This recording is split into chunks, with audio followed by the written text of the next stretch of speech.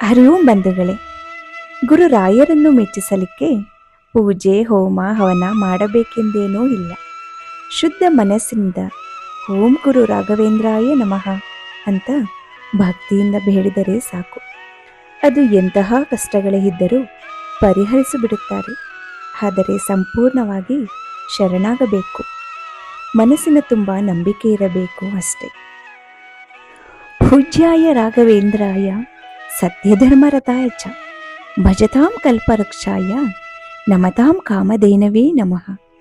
ಅಂದರೆ ಸತ್ಯ ಮತ್ತು ಧರ್ಮದ ಜೀವಂತ ಉದಾಹರಣೆಯಾಗಿರುವ ಶ್ರೀ ಗುರು ರಾಘವೇಂದ್ರ ಸ್ವಾಮಿಗಳ ಆರಾಧನೆಯು ಕಲ್ಪವೃಕ್ಷ ಮತ್ತು ಕಾಮಧೇನು ಯಾವ ಅನುಗ್ರಹವನ್ನು ಪಡೆಯುತ್ತೋ ಅದೇ ಅನುಗ್ರಹವನ್ನು ರಾಯರು ಕರುಣಿಸುತ್ತಾರೆ ಎಂದು ಅರ್ಥ.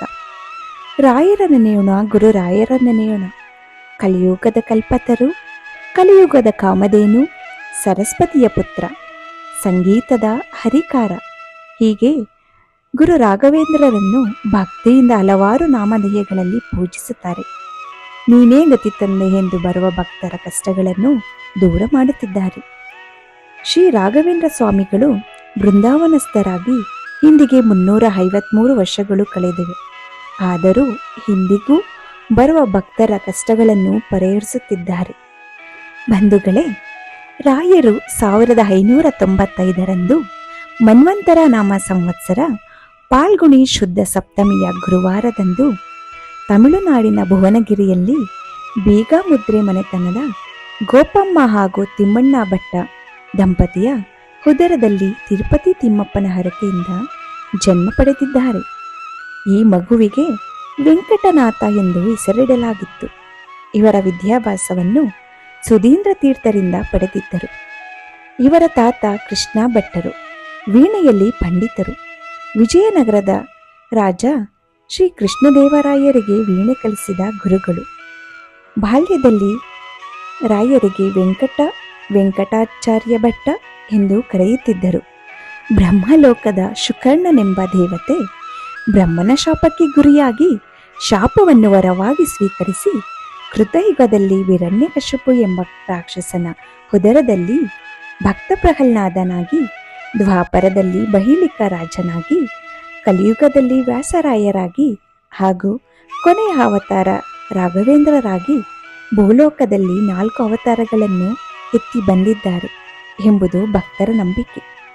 ರಾಘವೇಂದ್ರ ಸ್ವಾಮಿಗಳು ಕೃತಯುಗದಲ್ಲಿ ಪ್ರಹ್ಲಾದನಾಗಿ ಜನ್ಮವೆತ್ತಿದಾಗ 10,000 ವರ್ಷಗಳು ಹರಿನಾಮ ಸ್ಮರಣೆ ಮಾಡಿ ಪುಣ್ಯದ ಕಣಜವನ್ನೇ ತಮ್ಮದಾಗಿಸಿಕೊಂಡವರು.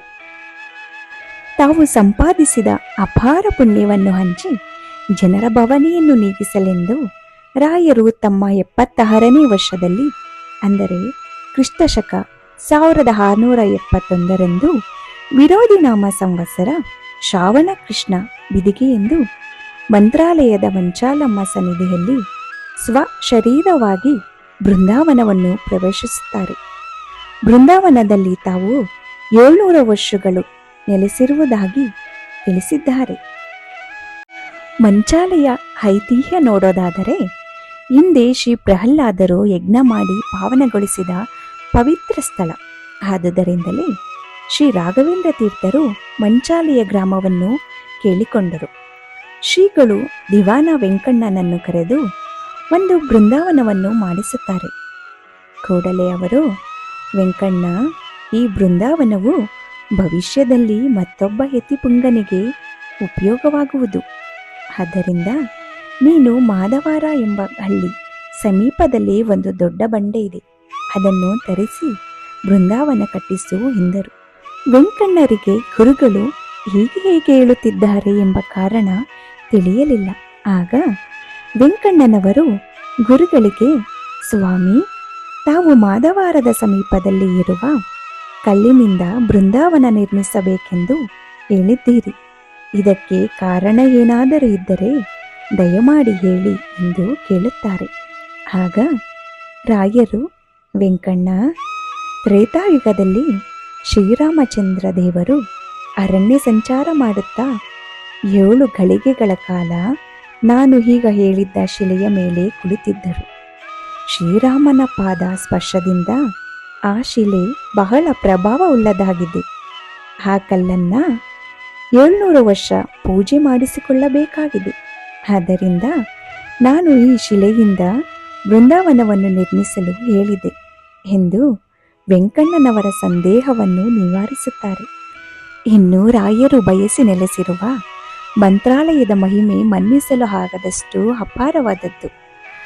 ಕೃತಯುಗದಲ್ಲಿ ಪ್ರಹ್ಲಾದರು ಯಜ್ಞ ಮಾಡಿದ ಸ್ಥಳ, ತ್ರೇತಾಯುಗದಲ್ಲಿ ರಾಮ ಲಕ್ಷ್ಮಣರು ವಿಶ್ರಮಿಸಿದ ಬಂಡೆಯಿಂದ ನಿರ್ಮಿಸಿದ ಬೃಂದಾವನದ ಸ್ಥಳ, ದ್ವಾಪರದಲ್ಲಿ ಅನುಸ್ವಾಲನೆಂಬ ರಾಜ ಪಾಂಡವರ ಅಶ್ವಮೇಧ ಯಾಗದ ಕುದುರೆಯನ್ನು ಕಟ್ಟಿಹಾಕಿ ಪಾಂಡವರನ್ನು ಹಿಮ್ಮೆಟ್ಟಿಸಿದ ಸ್ಥಳ, ಮಂಚಾಲಮ್ಮನ ಸನ್ನಿಧಿ. ಇಂತಹ ಪುಣ್ಯ ಸ್ಥಳದಲ್ಲಿ ನೆಲೆಸಿರುವ ಗುರು ಸಾರ್ವಭೌಮರು ಭಕ್ತರ ಪಾಲಿಗೆ ಕಲಿಯುಗದ ಕಲ್ಪತರು. ಮಂತ್ರಾಲಯಕ್ಕೆ ಪ್ರತಿನಿತ್ಯವೂ ಸಾವಿರಾರು ಭಕ್ತರು ಬರುತ್ತಾರೆ. ಪ್ರತಿ ವರ್ಷ ಶ್ರಾವಣ ಕೃಷ್ಣ ಪಕ್ಷ ಪಾಡ್ಯದಿಂದ ಶ್ರಾವಣ ಕೃಷ್ಣ ಪಕ್ಷ ತದಿಗೆಯವರೆಗೂ ಭವ್ಯ ದಿವ್ಯವಾದ ಆರಾಧನೆ ನಡೆಯುತ್ತೆ. ಜನರ ಕಷ್ಟಗಳನ್ನು ನಿವಾರಣೆ ಮಾಡಲೆಂದು ಅವತರಿಸಿದ್ದಾರೆ ಶ್ರೀ ಗುರು ರಾಘವೇಂದ್ರರು. ದೃಢ ಭಕ್ತಿಯಿಂದ ಯಾರು ರಾಯರನ್ನು ಬೇಡಿಕೊಳ್ಳುತ್ತಾರೋ ಅಂಥವರ ಜೀವನದಲ್ಲಿ ರಾಯರು ಪವಾಡಗಳನ್ನು ಮಾಡುತ್ತಾರೆ. ಗುರುವಿನ ಗುಲಾಮನಾಗುವ ತನಕ ದೊರೆಯದಣ್ಣ ಮುಕುತಿ ಎನ್ನುವ ಹಾಗೆ ರಾಯರಿಗೆ ಶರಣಾಗದ ಹೊರತು ರಾಯರ ಮಹಿಮೆ ಅರಿವಿಗೆ ಬರುವುದಿಲ್ಲ. ಅದೇ ಸಂಪೂರ್ಣ ತಲೆ ಬಾಗಿದವರಿಗೆ ರಾಯರ ಕೃಪಾ ಕಟಾಕ್ಷ ಇರುತ್ತೆ. ರಾಯರ ಒಂದೊಂದು ಪವಾಡಗಳ ಬಗ್ಗೆ ಹೇಳುತ್ತಾ ಹೋದರೆ ಮೈ ರೋಮಾಂಚನವಾಗುತ್ತೆ. ರಾಯರ ಮಹಿಮೆಯನ್ನು ಪರೀಕ್ಷೆ ಮಾಡಲು ಹೋದ ಅದು ಎಷ್ಟೋ ಭಕ್ತರು ಕೂಡ ರಾಯರಿಗೆ ಶರಣಾಗಿ ಹೋಗಿದ್ದಾರೆ.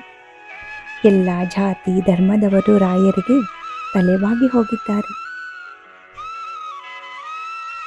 ಬಂಧುಗಳೇ, ಗುರು ರಾಘವೇಂದ್ರ ಸ್ವಾಮಿಗಳಿಗೆ ಮಂತ್ರದಿಂದಲೇ ಮಳೆ ಸುರಿಸುವ ಅದ್ಭುತ ಶಕ್ತಿ ಇತ್ತು.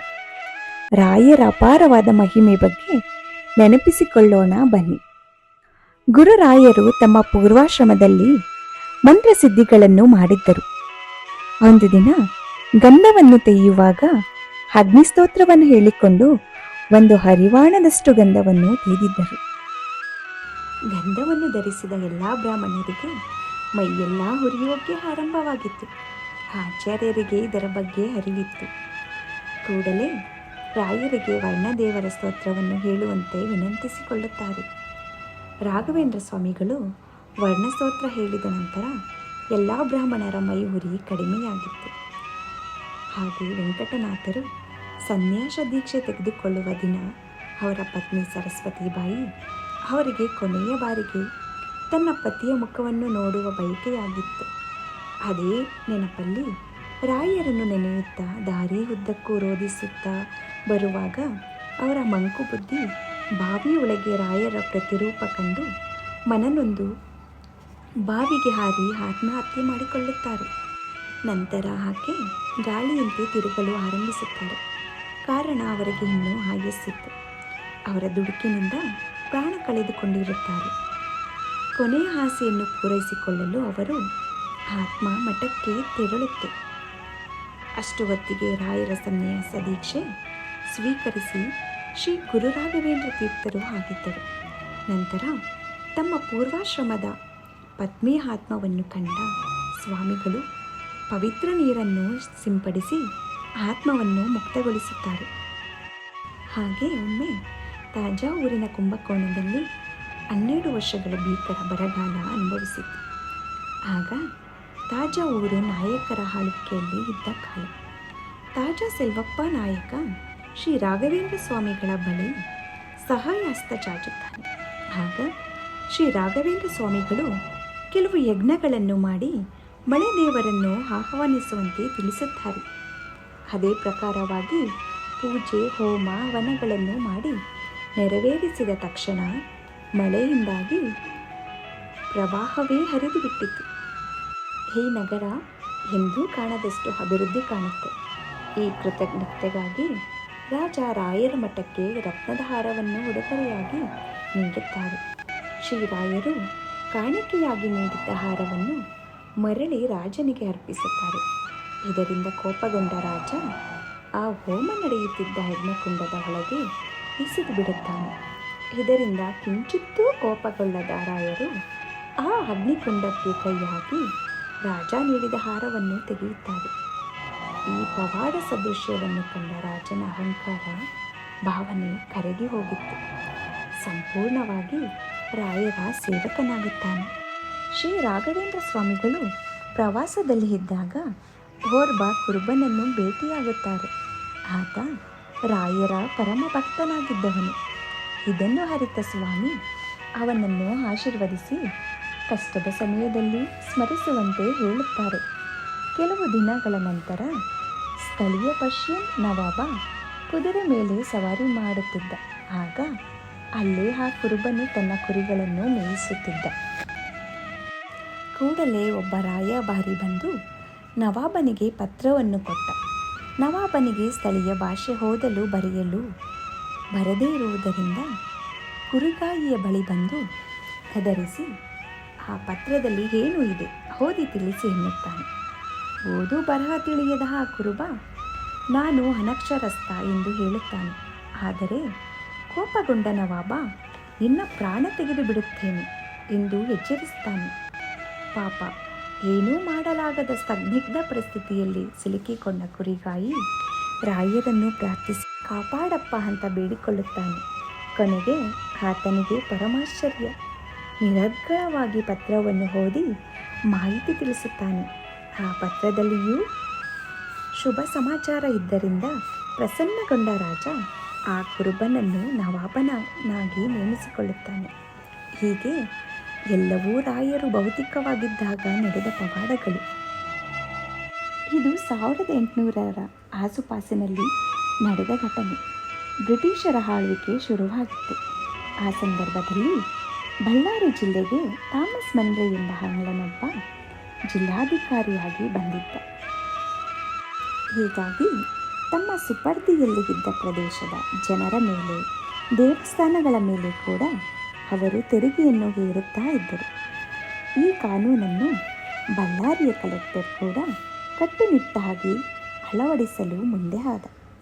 ತನ್ನ ಕಿರಿಯ ಅಧಿಕಾರಿಗಳನ್ನು ಕರೆದ ಮಂದ್ರೆ ಮಂತ್ರಾಲಯ ಮತ್ತು ಅಲ್ಲಿಗಿರುವ ಮಠದಲ್ಲಿ ತೆರಿಗೆ ವಸೂಲಿ ಮಾಡೋದಕ್ಕೆ ಹೇಳಿದ. ಆದರೆ ಆ ಕಿರಿಯ ಅಧಿಕಾರಿಗಳಿಗೆ ಮಂತ್ರಾಲಯದ ಜನರಿಂದ ತೆರಿಗೆ ವಸೂಲಿ ಮಾಡೋದಕ್ಕೆ ಸಾಧ್ಯವಾಗಲಿಲ್ಲ. ಅಲ್ಲಿ ಅವರನ್ನು ಭಕ್ತಿ ಅನ್ನೋ ಬ್ರಹ್ಮಾಸ್ತ್ರ ಕಟ್ಟಿಹಾಕಿತ್ತು. ಈ ವಿಚಾರ ತಿಳಿದ ಬ್ರಿಟಿಷ್ ಅಧಿಕಾರಿ ಮಂದ್ರೆ ತಾನೇ ಖುದ್ದಾಗಿ ಮಂತ್ರಾಲಯಕ್ಕೆ ಬರುತ್ತಾನೆ. ಕೊಂಚ ಅಹಂಕಾರದಿಂದನೇ ಬರುತ್ತಾನೆ. ಮಂತ್ರಾಲಯದ ಮಠದ ಹೊರಗೆ ಬಂದ ತಕ್ಷಣ ಆಗ ಮುಂದ್ರೆ ಮನಸ್ಸಿನಲ್ಲಿ ಭಕ್ತಿ ಎಂಬ ಭಾವನೆ ಮೂಡಿತ್ತು. ತಾವು ಧರಿಸಿದ್ದ ಬೂಟುಗಳನ್ನು ತೆಗೆದು, ತಲೆಯ ಮೇಲಿದ್ದ ಟೋಪಿಯನ್ನು ತೆಗೆದು ಮಠದ ಬೃಂದಾವನದ ಒಳಗೆ ಪ್ರವೇಶಿಸುತ್ತಾರೆ. ರಾಯರ ಜೊತೆ ಮಠದ ದತ್ತಿಯನ್ನು ಪುನರಾರಂಭಿಸುವ ಕುರಿತು ಸಂವಾದ ನಡೆಸುತ್ತಾರೆ. ರಾಯರಿಂದ ಮಂತ್ರಾಕ್ಷತೆ ಪಡೆಯುತ್ತಾರೆ. ನಂತರ ಮುಂದ್ರೆರವರು ಈ ಪ್ರದೇಶವನ್ನು ತೆರಿಗೆ ಮುಕ್ತ ಪ್ರದೇಶವಾಗಿ ಘೋಷಿಸಿ ಬಿಡುತ್ತಾರೆ. ಹೀಗೆ ಸರ್ಕಾರಕ್ಕೆ ಪತ್ರ ಬರೆಯುತ್ತಾರೆ. ಮುಂದ್ರೆರವರಿಗೆ ರಾಯರು ದರ್ಶನ ನೀಡಿದ ಬಗೆ ತಿಳಿದು ಅಲ್ಲಿದ್ದ ಅರ್ಚಕರು ತಮ್ಮ ನಿಸ್ವಾರ್ಥ ಸೇವೆ ಭಕ್ತಿಗೆ ರಾಯರು ಇಂತಹ ದರ್ಶನ ನನಗೆ ನೀಡಲಿಲ್ಲ ಎಂದು ಬೇಸರಗೊಳ್ಳುತ್ತಾರೆ. ಇದು ರಾಯರ ಪವಾಡವೇ ಸರಿ. ಶ್ರೀ ಅಪ್ಪಣ್ಣಾಚಾರ್ಯರು ರಾಯರ ಪ್ರಾಮಾಣಿಕ ಶಿಷ್ಯರಾಗಿದ್ದವರು. ರಾಯರ ಮೇಲೆ ಅಪಾರ ಭಕ್ತಿ ಹೊಂದಿದ್ದವರೂ ಆಗಿದ್ದರು. ಸ್ವಾಮೀಜಿಯವರಿಗೆ ಬೃಂದಾವನಸ್ಥರಾಗಲು ರಾಯರಿಗೆ ಅಡ್ಡಿಯಾಗದಂತೆ ಕೆಲವು ಕೆಲಸಗಳಿಗಾಗಿ ಅವರನ್ನು ಕರ್ನಾಟಕಕ್ಕೆ ಕಳಿಸಲಾಗಿತ್ತು.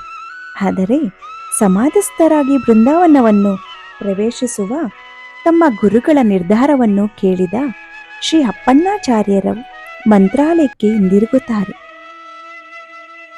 ಆದರೆ ತುಂಗಾಭದ್ರಾ ನದಿಯ ಪ್ರವಾಹದಿಂದ ಹೋಗಲು ಸಾಧ್ಯವಾಗಲಿಲ್ಲ.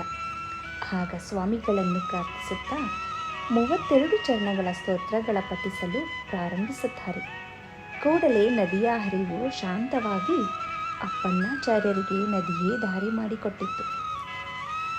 ನಂತರ ಮಠ ತಲುಪುವ ವೇಳೆಗೆ ಆಗಲೇ ರಾಯರ ಬೃಂದಾವನಸ್ಥರಾಗಲು ಕೊನೆಯ ಚಪ್ಪಡಿಯನ್ನು ಹಾಕಲಾಗಿತ್ತು. ಈ ದೃಶ್ಯವನ್ನು ಕಂಡೊಡನೆ ಅಪ್ಪಣ್ಣಾಚಾರ್ಯರ ದುಃಖ ತಡೆಯಲೂ ಆಗಲಿಲ್ಲ. ಧಾರಾಕಾರವಾದ ಕಣ್ಣೀರು ಆ ಕ್ರಂದನದಲ್ಲಿ ಕೊನೆಯ ಚರಣವನ್ನು ಮುಗಿಸಲು ಸಾಧ್ಯವಾಗಲಿಲ್ಲ. ಅವರ ಬಾಯಿಂದ ದಾಟಿದ ಭಾವಪುಷ್ಪವೇ ಶ್ರೀರಾಯರ ಸ್ತೋತ್ರವಾಗಿತ್ತು. ಕಷ್ಟಗಳ ನಿವಾರಕ ಮಂತ್ರವಾಗಿತ್ತು. ಇದು ವೇದಗಳ ಸಾರ.